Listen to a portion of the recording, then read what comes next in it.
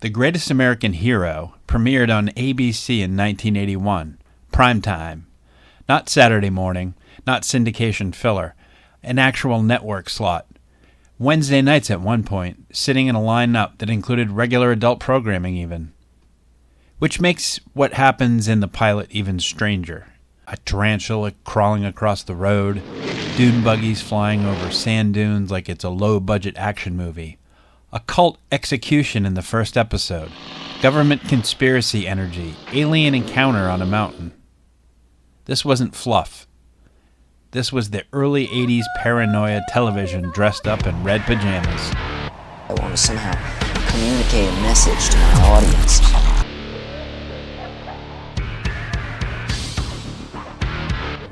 Have you ever stood at the plate in Little League sweating bullets because you have no idea what the hell you're doing? You're thinking, I'm 8, the coach is yelling at you, the bat's slipping out of your hands, brains racing. Do I swing? Do I pretend that I'm sick, fake an injury? What if I just run home?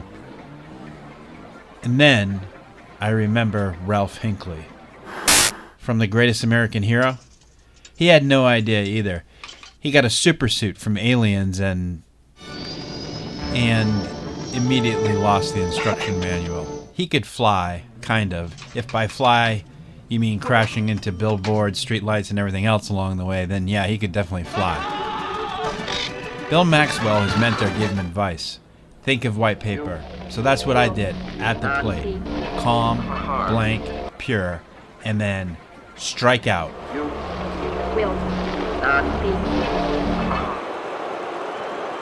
Paper became white noise as I struck out, feeling like the greatest American zero.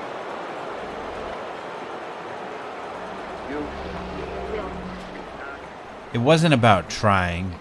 It wasn't about not having spirit.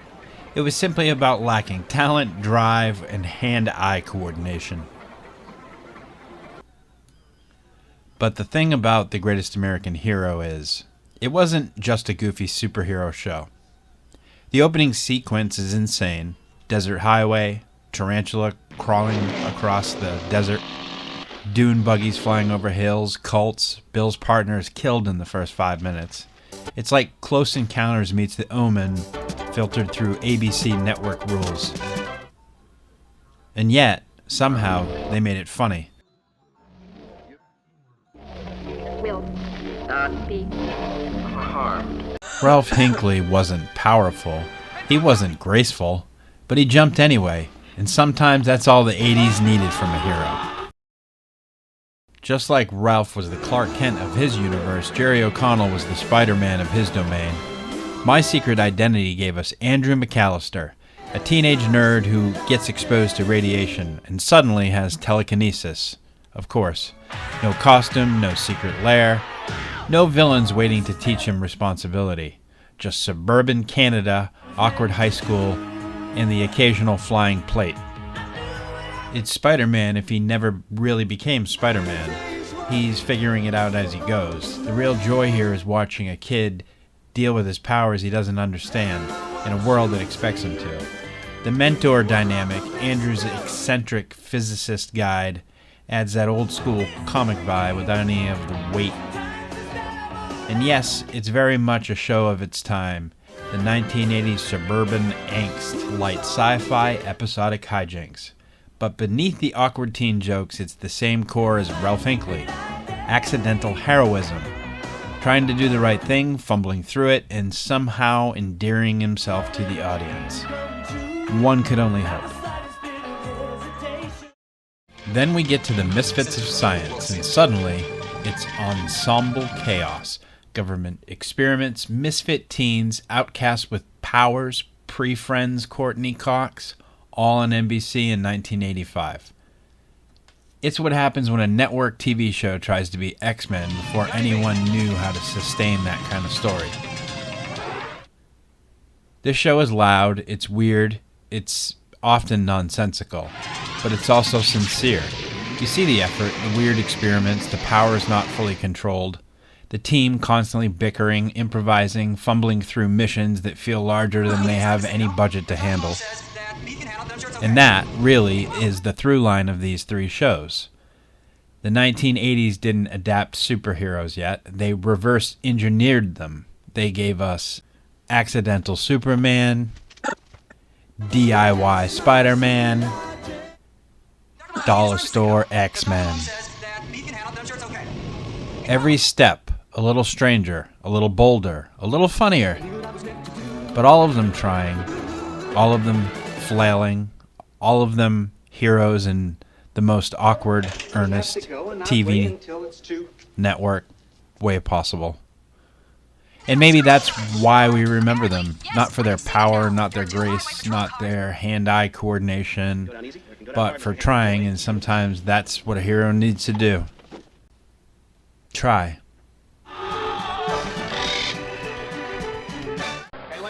So after the Little League trauma and the white paper meditation, let's talk about the show itself.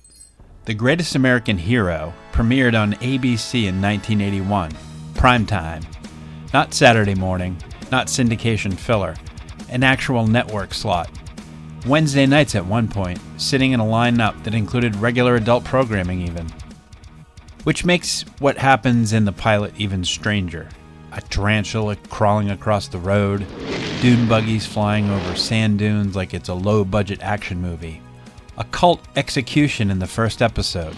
Government conspiracy energy, alien encounter on a mountain. This wasn't fluff. This was the early 80s paranoia television dressed up in red pajamas. Ralph Hinckley, schoolteacher, is given a supersuit by aliens and immediately loses the instruction manual. That's the premise, that's the joke, and somehow it's also the genius. Because on paper, white paper, this is a serious sci-fi concept.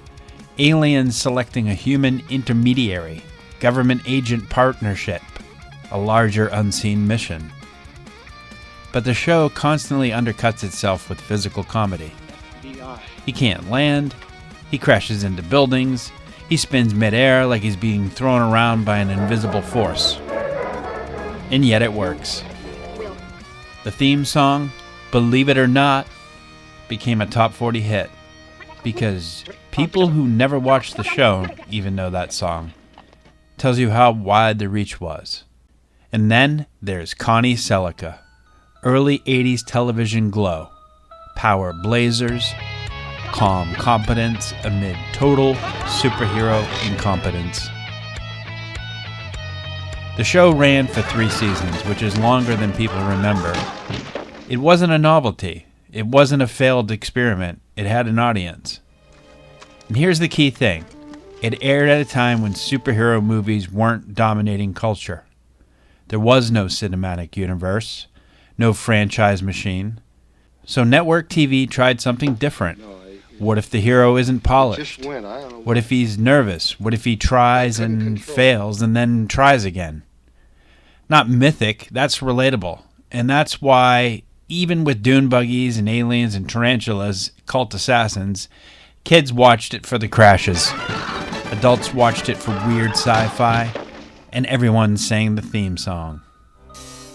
Believe it or not.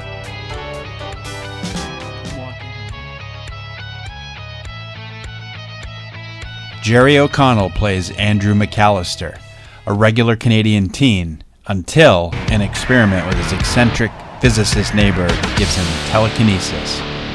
Of course. Plates, pencils, and maybe even your sanity go flying everywhere as you try to watch him figure this out. No cape, no city-saving agenda, no rogues gallery, just high school, homework, and a lot of floating pencils. And then there's this bedroom scene. Comics all over the wall, like posters. He's flipping through them, testing names. At one point he settles on Ultraman. That's even in the show's theme song. He's surrounded by the heroes he wants to emulate, trying to figure out what kind of hero he can be in the middle of suburbia. The show itself aired in first-run syndication from 1988 to 1991. That means, depending on your local station, you may have seen it on Saturday mornings, Saturday afternoons. It wasn't tied to a primetime schedule. Episodes ran about 22 to 24 minutes, mostly self-contained.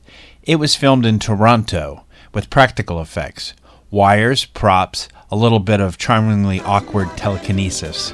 You could see the effort even if the budget wasn't massive. And Jerry O'Connell, he was already the kid from Stand By Me. So even as he experiments with his powers, it feels believable. You see a kid trying to do something extraordinary and failing a little and sometimes succeeding. Here's an uncanny twist. Decades later, he marries Rebecca Romijn, Mystique from X-Men, which feels like the universe correcting itself. No offense, Uncle Jesse. But back in 1988, he's just testing powers, testing names, testing who he's supposed to be, and occasionally testing the limits of after-school viewing blocks. It's awkward, it's charming, it's very late 80s, and it's exactly why we remember it. You could call them the dollar store mutants. Not the polished team, not the corporate machine, just the leftovers. Misfits of Science premiered in 1985 on NBC. 1 season, 16 episodes, Friday nights.